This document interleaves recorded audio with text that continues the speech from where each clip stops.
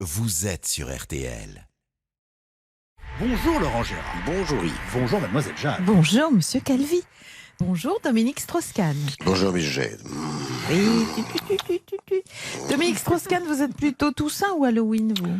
Voyez-vous Miss Jade, aux States, The H-Day, Halloween Night, la nuit d'Halloween, est une institution. Moi-même, quand j'étais à Henry City, New York City, j'ai beaucoup fêté Halloween, au milieu des zombies,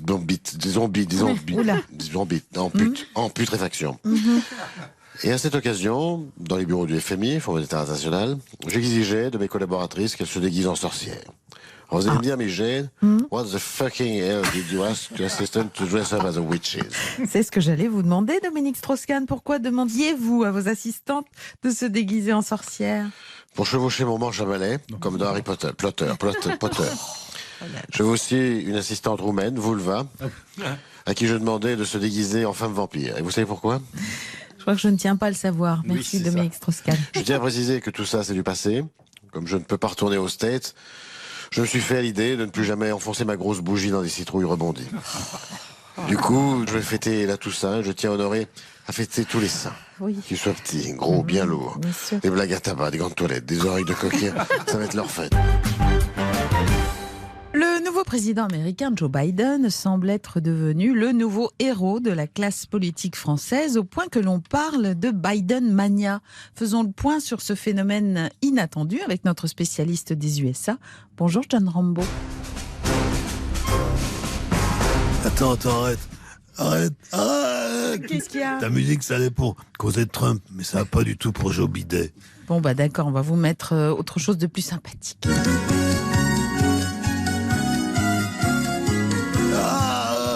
Ah non, pas ça, arrête, j'en peux plus, c'est trop dur. Bon allez, reprenez-vous John Rambo. Qu'est-ce qui vous prend? C'est quand même très entraînant et puis vous Non. devriez vous réjouir. On pensait que Joe Biden serait trop mou, trop vieux, trop centriste et puis finalement, il a l'air de gouverner. Vous regrettez tant que ça Donald Trump à la Maison-Blanche? C'était le montant du temps de Trump. Oui. Le matin, en se levant, on savait jamais ce qui allait se passer. Un coup, il voulait attaquer la Chine, une autre fois l'OTAN ou le Capitole.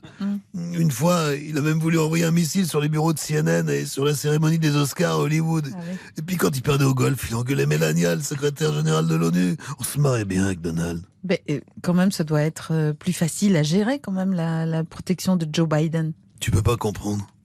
T'as jamais été en mission avec Joe Biden et sa femme prof d'anglais? Ah non. Allez-y, bah racontez-nous John Rambo. Vous savez que ça vous soulage en général et nous aussi. L'autre jour, mon pote Bobby et moi, on était affectés à la sécurité du président Bidet à bord d'Air Force One. À peine assis, Joe Bidet, il s'est endormi la bouche ouverte. Alors mon pote Bobby, pour déconner, il lui a piqué son dentier et il l'a remplacé par des dents de Bugs Bunny. Alors après, le président, il s'est réveillé et il a demandé à sa femme Jill, quoi de neuf, chérie? Mais la femme à Sleepy Joe, elle était furax. Elle a pris la tête à Bobby avec les droits de l'homme. Elle lui a fait écouter du John Baez. Alors, Bobby, il a craqué, il s'est mis à chialer comme un môme, tu te rends compte? Un type des forces spéciales qui avait le Vietnam. Je peux pas m'enlever ça de la tête, colonel. Oh non, John Rambo, c'est pas si grave que ça quand même. Si, c'est grave. Parce que, depuis ce jour-là, Bobby, il a chopé la bidemania. Et toute la journée, il chantonne ça.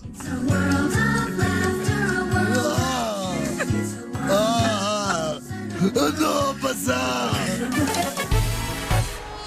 Le livre du journaliste italien Gianluigi Nuzzi inquiète l'Église catholique. Le Vatican serait proche de la ruine. Donnez-moi. Donnez. Dieu vous les rendra. Bonjour Pape François. Il est plus un toun. Untun?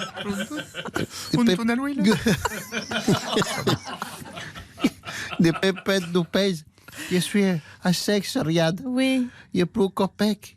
Il vous calvinus de la matinée à l'os. Faites une petite sieste. Je suis ruiné. Mais c'est à ce point-là? Mes évêques ne peuvent même plus nourrir leurs femmes et leurs enfants. C'est une catastrophe. Mais vous n'avez pas de solution? Si, je vais mettre toutes mes robes sur le bon coin, mais c'est du 52. Et Yellow, le magazine. Elle, spécial Fashion Week, le magazine. Oui. Et je vois que le blanc, c'est plus à la mode. Donc vous ne croyez pas au miracle? J'essaie de multiplier les bifetons, mais ça ne marche pas, ça m'énerve.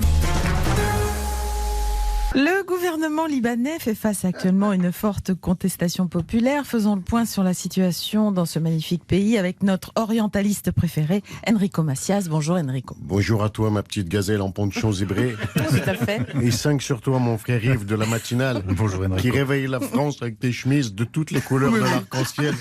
Que c'est jamais la même le matin à la radio et le soir à la télé. C'est vrai. Tu les laves avec Émir Couleur, ma parole. Bon, revenons au Liban, Enrico. Le vaste soulèvement populaire est né suite à la décision de taxer les appels sur l'application gratuite WhatsApp. Ma parole, la boulette qu'il a faite le président Aoun avec WhatsApp. Ah oui. Ça a vraiment été le pois chiche de trop qui a fait déborder le bouillon sur la cuisinière. Ah ouais. Mais il faut qu'au lieu d'éteindre la flamme, ça l'a attisé. Ah oui, on voit bien l'image. Mais pourquoi une telle réaction ? Tu sais, ma petite princesse à rayures, je crois vraiment que t'as pas connu le téléphone arabe. Non, pas vraiment, non. Téléphone arabe, oui. Voilà, merci. Qu'on avait chez nous autres, c'était... Oui, c'est vrai, mais je vous le dis. Le téléphone arabe qu'on avait chez nous autres avant WhatsApp, ça consistait à répéter ce qu'on avait entendu dire. Et crois-moi, c'était une calamité, hein, parce que ça déformait tout. Un jour, Tata Jamila, elle a entendu dire par le téléphone arabe de la Casbah que Tonton Abdel, au lieu de fumer tranquillement le narguilé en babouche sous la moustiquaire au Café des Délices, dans l'odeur des oranges amères, dans l'odeur des oranges amères. Tu connais la chanson. Oui, bien sûr. Soi-disant qu'il passait tous ses après-midi en compagnie d'une certaine Mercedes, une grosse Allemande qu'on disait. Il la sortait partout, il la bichonnait, même qu'elle était magnifique et qu'elle avait 2 gros airbags à l'avance. Tu vois ce que je veux dire? Excuse-moi pour l'image un peu crue. Hein. Oui, aïe, aïe, aïe. Et qu'est-ce qu'elle a fait, votre Tata Jamila, alors ? Elle a fait ni une ni deux. Elle a suivi Tonton Abdel, elle a découvert le poteau rose. Mercedes, c'était pas une femme. C'était une voiture que Tonton Abdel, il s'était acheté en cachette avec l'argent de la dent en or qu'il avait gardé par devers nous. Évidemment, Laurent Gérard et Jade seront de retour dès lundi à 8h45. Et d'ici là, tout le week-end dans les matinales de Vincent Perrault et Christophe Paco.